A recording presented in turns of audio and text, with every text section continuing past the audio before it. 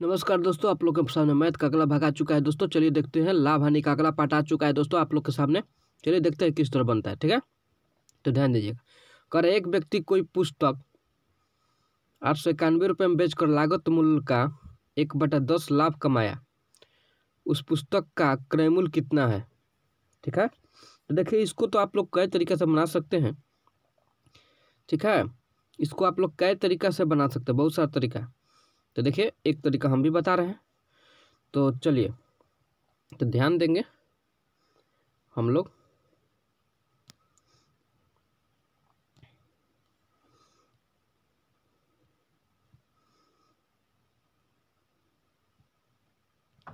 चलिए ध्यान देते हैं हम लोग। देखिए एक व्यक्ति ने कोई पुस्तक 891 में बेचकर लागत का 1/10 लाभ कमाया। ठीक है, कितना कमाया? 1/10 लाभ। जब भी ऐसा क्वेश्चन दे दोस्तों, यानी लागत का 1/10 लाभ कमाया, क्या कह रहा है? लागत का 1/10 लाभ कमाया, तो ऐसा क्वेश्चन दे तो इसको सबसे पहले हम लोग क्या लिखते हैं? इसको कॉस्ट प्राइस में हम लोग रख देते हैं। ठीक है, और जब लाभ कमाया होगा तो ये प्रॉफिट में इसको रख देते हैं। ठीक है, तो देखिए 10 कॉस्ट प्राइस होगा, और यदि 1 लाभ कमाया होगा तो कितना में बेचा होगा? 11 में बेचा होगा ना। फिर समझिए, 10 यदि कॉस्ट प्राइस होगा और 1 लाभ कमाया होगा तो बेचा कितना में होगा? 11 में बेचा होगा। तो सुनिए सुनिए, है ना, ध्यान दीजिए। यहाँ पे 10 में खरीदा और 11 में बेचा, यानी लाभ कितना हुआ? 1 का हुआ ना। किस पे लाभ हुआ? 10 पे लाभ हुआ। और ये तो परसेंट नहीं निकलना है ना दोस्तों, ये परसेंट के लिए है। ठीक है, चलिए अब समझिएगा। हम लोग को 10 में खरीदे हैं और 11 में बेचे हैं, लेकिन किताब में देख रहे हैं तो ये तो बेचा है 891 में। अब करें क्या? हम लोग के पास 11 रुपये आ गया कि हम लोग तो 11 रुपये में बेचे हैं, ये बेच रहा है कितना में? 891 में। तो कहते हैं कि चलो पता करो कि तुम्हारा बराबर मेरा बराबर, तुम्हारा बराबर है या मेरा बराबर। तो 11 का बराबर करेंगे 891 से। ठीक है, तो कटाइए, 11 8 88, 1 11 कम 11, यानी 1 का वैल्यू कितना आ गया? 81 आ गया। ठीक है, तो हम लोग को क्या निकालना है? क्रय मूल्य। क्रय मूल्य किसको माने थे? सीपी किसको माने थे? इसको माने थे, यानी 10 के वैल्यू निकालना है। तो 81 गुना 10, तो कितना हो जाएगा? 810 रुपया आंसर हो जाएगा। ठीक है दोस्तों, आशा करता हूँ आप लोग को समझ में आ रहा होगा। ठीक है, चलिए आगे चलते हैं अगला क्वेश्चन की तरफ। ठीक है, अगला क्वेश्चन आप लोग के सामने हाजिर है, देख लीजिए किस तरह बनेगा। तो कह रहा है कि एक व्यक्ति ने कोई पुस्तक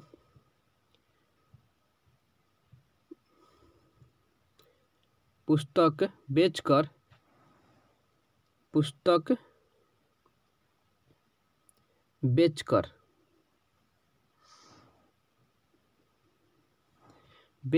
लागत का 1/11 लाभ कमाया। तो उस पुस्तक का क्रय मूल्य कितना होगा दोस्तों? तो चलिए, कह रहा है कि लागत का 1/11 लाभ कमाया है। क्या कमाया है दोस्तों? लाभ कमाया है 1/11, यानी कॉस्ट प्राइस ये हम जब रखते हैं तो यही ना लाभ कमाया 1 रुपया, यानी 11 में खरीद कर कितना में बेचा? 12 में बेचा है, तभी तो उसको लाभ हुआ है। बोलिए, कह रहे हैं कि 11 में खरीद कर 12 में बेचा है, तभी तो उसको लाभ हुआ है ना। कितना का लाभ हुआ? और परसेंटेज निकालना होता तो निकल जाता, लेकिन यहाँ पर तो हमको दिया हुआ है कि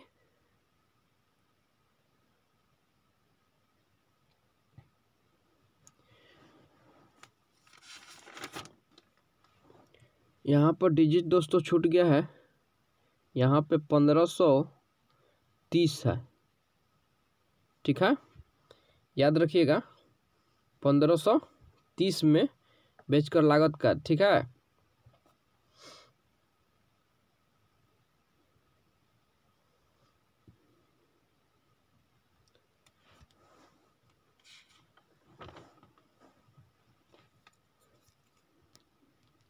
1530 नहीं है दोस्तों, 960 है। यहाँ पे 960 रख दीजिए, ठीक है। कितना? 960। चलिए अब हम लोग बनाते हैं। इसके लिए क्षमा चाहते हैं, सॉरी। देखिए 11 में खरीद कर 12 में बेचा। जब हम लोग देखें कि हम लोग को तो 12 रुपये में बेच रहे हैं, लेकिन किताब में क्वेश्चन में 960 रुपया कह रहा है, तो उसको क्या कर देंगे? बराबर कर देंगे। 9 12 का हम लोग कितना में बेच रहा है? वो 960। कटाइए, 12 8 96, यानी 80 बार में कट जाएगा। तो एक का वैल्यू कितना हो गया? 80 हो गया। अब हम लोग को निकालना क्या है? तो पूछ रहा है कि क्रय मूल्य बता दीजिए। तो 11 का वैल्यू पूछ रहा है, तो 80 में 80 गुना 11 कितना आ जाएगा? तो 11 8 88, 880 रुपया दोस्तों आंसर हो जाएगा। ठीक है, आशा करता हूँ आप लोग को समझ में आ रहा होगा। ठीक है, आगे की ओर चलते हैं अगला क्वेश्चन की तरफ। ठीक है, चलिए अगला क्वेश्चन हम लोग देखते हैं। देखिए दोस्तों, अगला क्वेश्चन आप लोग के सामने है।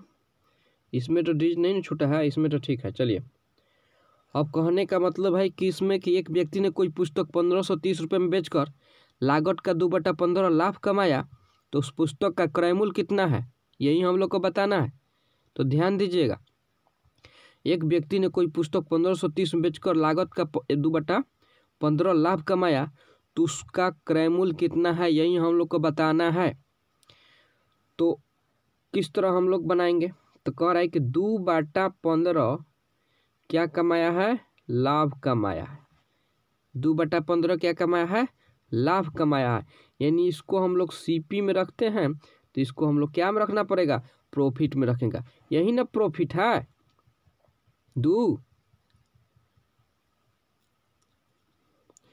तो ध्यान दीजिए, यदि 15 रुपया सीपी होगा तो एसपी कितना होगा? 15 2 17 हो जाएगा ना।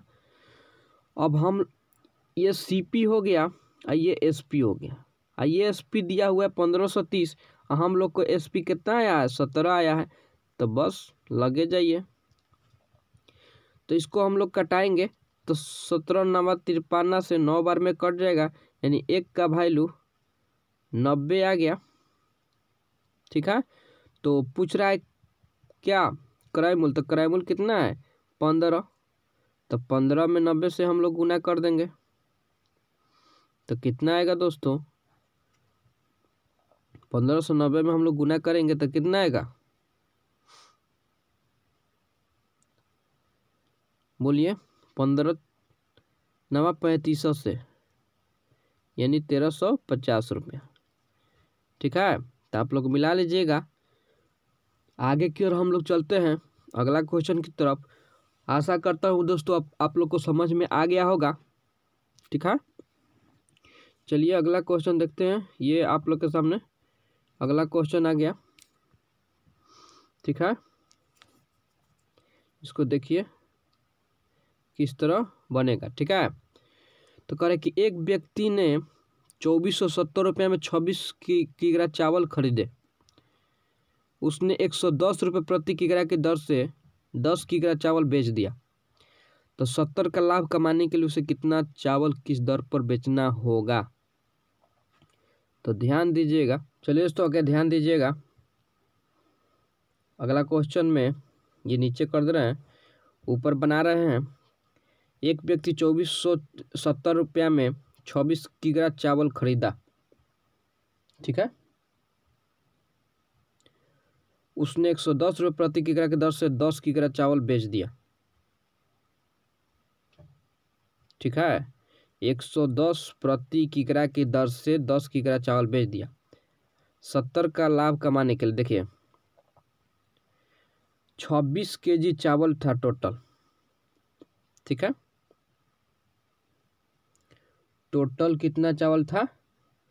26 केजी चावल था। 2470 रुपया दाम था, ये तो बता दिया है। 110 रुपये केजी के हिसाब से 10 केजी चावल बेचा जा रहा है। ठीक है, माने 1 केजी का दाम 110 रुपया है, तो 10 केजी चावल का दाम कितना हो जाएगा? 10 केजी चावल का दाम कितना हो जाएगा? तो 110 गुना 10 बराबर 1100 रुपया 110 केजी चावल का दाम हो जाएगा। तो ध्यान देंगे कि 26 केजी चावल का मूल्य कितना था?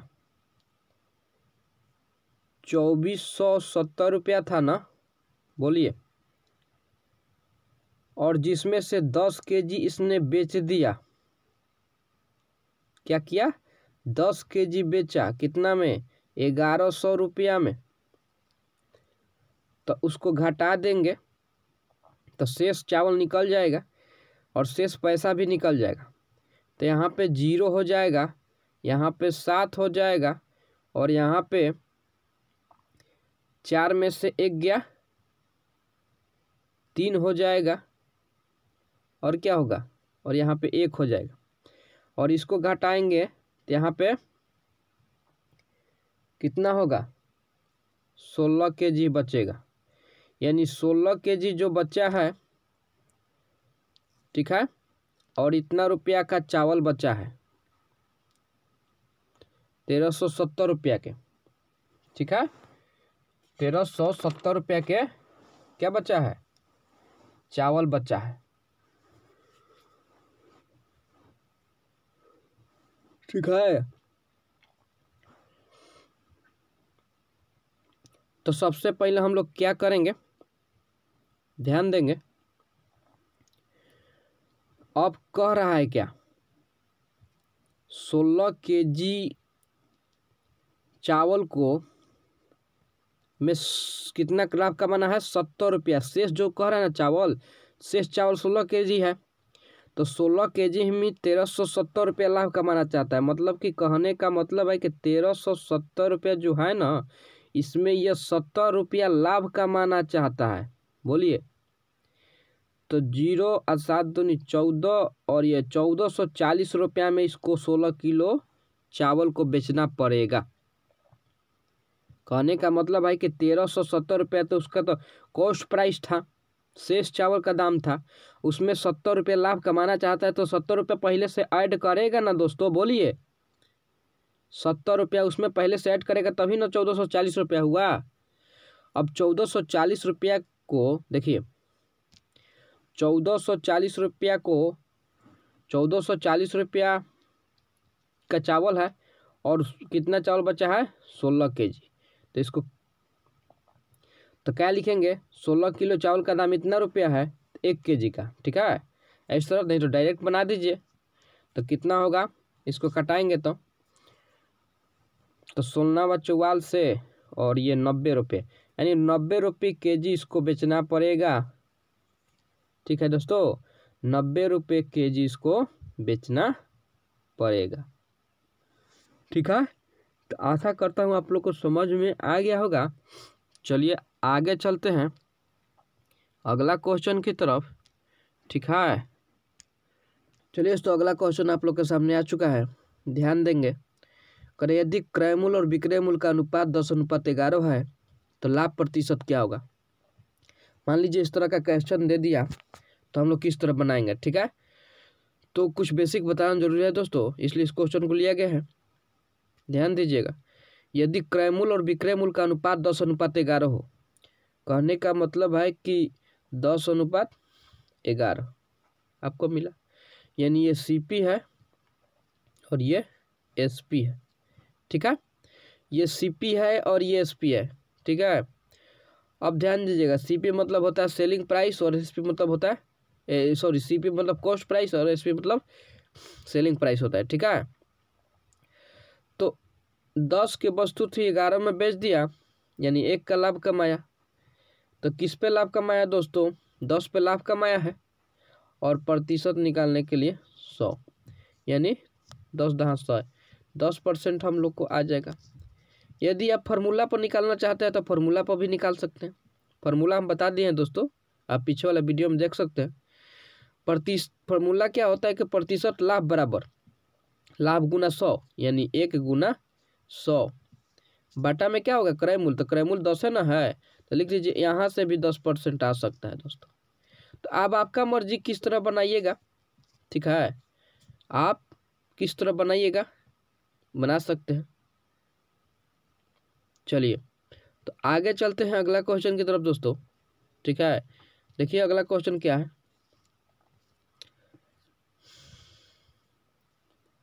ये देखिए अब आप लोग के सामने अगला क्वेश्चन आ चुका है। चलिए देखते हैं। करें यदि क्रयमूल्य और विक्रय मूल्य का अनुपात 10:12 हो तो, यदि क्रयमूल्य और विक्रय मूल्य का अनुपात 10:12 हो तो लाभ प्रतिशत क्या होगा। तो ध्यान दीजिएगा, क्रयमूल्य और विक्रय मूल्य का अनुपात कितना है 10:12, ठीक है। तो कहने का मतलब है कि क्रयमूल्य CP और विक्रय मूल्य SP दिया हुआ है कितना 10:12, ठीक है। तो लाभ प्रतिशत कर रहा है, यानी 10 में खरीदा और 12 में बेचा, कितना का लाभ हुआ 2 का। लाभ और हानि किस पे होता है क्रय मूल्य पे, 10% के लिए 100, तो 10×100 यानी 10 दूनी कितना हो जाएगा 20% हम लोग का क्या हो जाएगा दोस्तों आंसर हो जाएगा, ठीक है। तो आशा करता हूं दोस्तों आप लोग को समझ में आ रहा होगा, ठीक है। चलिए अगला क्वेश्चन की तरफ चलते हैं। अगला क्वेश्चन देखेंगे, चलिए तो अगला क्वेश्चन पर ध्यान दीजिएगा। कर एक दुकानदार किसी वस्तु को 1470 रुपया में बेचकर 16.2/3 लाभ कमाता है तो उस वस्तु का क्रय मूल्य ज्ञात कीजिए। तो ध्यान दीजिएगा, कहने का मतलब ये है कि 16.2/3% जो है वो लाभ कमाता है।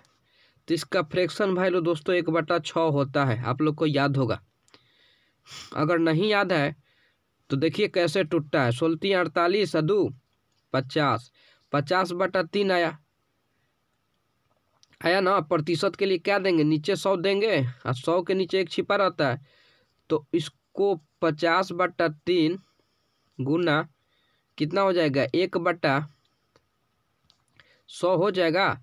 बोलिए 50 दूनी 100 है, कटा दीजिए तो 1/6 नहीं हुआ, बोलिए, ठीक है दोस्तों। इतना तो समझ में आ गया।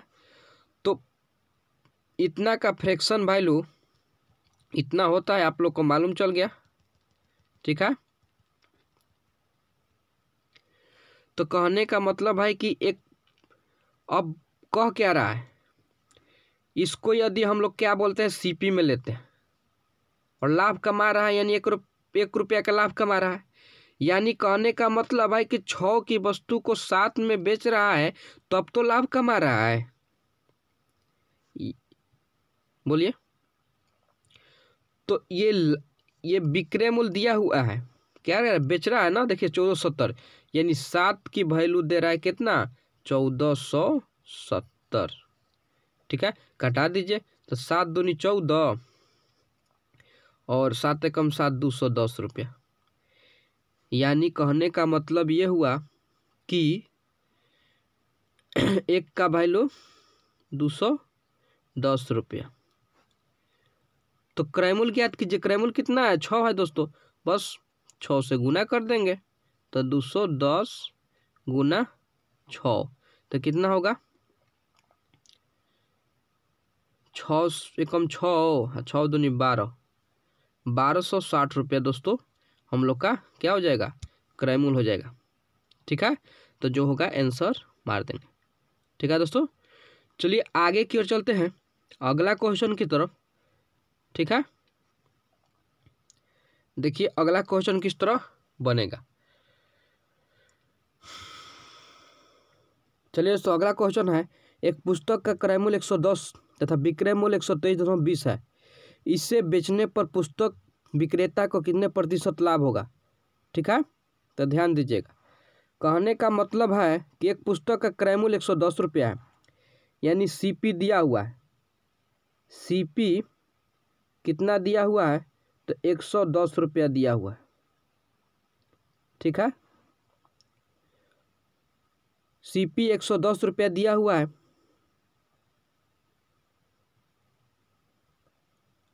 और SP कितना दिया हुआ है, SP कितना दिया हुआ है बोलिए, 123.20 रुपया दिया हुआ। तो आप लोग को पता है सूत्र कि लाभ बराबर क्या होता है, विक्रय मूल्य माइनस क्रय मूल्य। नहीं तो डायरेक्ट घटा दीजिए। क्या करेंगे, जल्दी बनाने के लिए क्या करेंगे, घटा देंगे। यानी 123.20 में 110 घटाएंगे तो कितना आएगा, 13.20 आएगा। 13.20 रुपये का क्या हो रहा है, प्रॉफिट हो रहा है।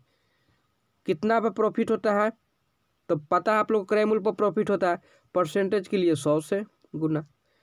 अब इसको दशमलव को उड़ाने के लिए क्या करेंगे, इधर 100 2 को जीरो दे सकते हैं। क्यों, क्योंकि दशमलव के लिए 1 दिया था है, और 2 को दाहिने तरफ देखेंगे 2 को अंक है, यानी 2 जीरो है तो 2 को अंक दे देंगे।